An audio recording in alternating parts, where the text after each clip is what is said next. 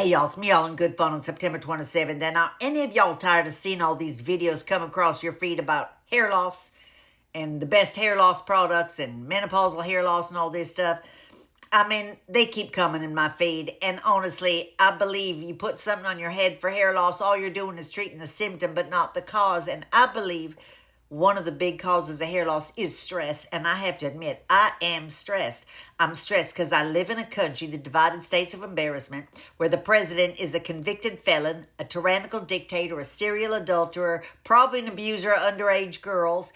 He was besties with a guy named Jeff who recruited, abused, and sold young girls to billionaires for the billionaires' pleasure. Now, there's lots of records of financial transactions that took place between Jeff and the orange creature who occupies the White House, who's now doing everything in his power to make sure nobody in the nation ever gets to see any of these records. So we know what he is in a way, but we know what he is.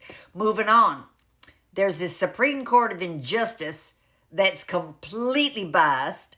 There's a guy by the name of Clarence who was once sued by his law clerk for sexual harassment. He was found not guilty, but went through all sorts of efforts to humiliate the woman who had the courage to come forward. But meanwhile, the whole nation heard his testimony. I still remember, I see a pubic hair on my Coke can. I call him Chief Justice Pubic Hair. Anyway, he's got a wife, super MAGA woman. Her name's Jenny, and she's donated tons of money to the current occupier of the White House, Project 2025, all of that. So he's not exactly nonpartisan. There's another nonpartisan guy by the name of Samuel. His wife, she hung a distress flag outside their house after the January 6th insurrection, showing support for the insurrectionists and for the guy who failed to do a peaceful transfer of power like someone is supposed to do.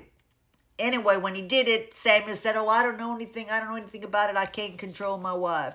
Whatever. If you can't control your wife, you can't be making decisions that impact 350 million people in the nation. Now, there's another justice who had a big problem back when he was in college, a guy by the name of Brett. Hey, dude, Brett Man, Kager, come on down. I believe this guy, he went to the Kager and got inappropriate with women. So we got some real issues here of these justices. Now, I'm going to make another video about other people in the cabinet because the list of stressors is really, really long, but I want to finish up with one thing. Our nation ranks 130th in safety out of 160 nations that were ranked. For those of you who don't understand statistics, it's real simple. Bottom quartile. We are in the bottom quarter of nations when it comes to safety. And just this week, a Republican by the name of John Gillette in Arizona called for the hanging of a Democratic congressperson in his state. I'm all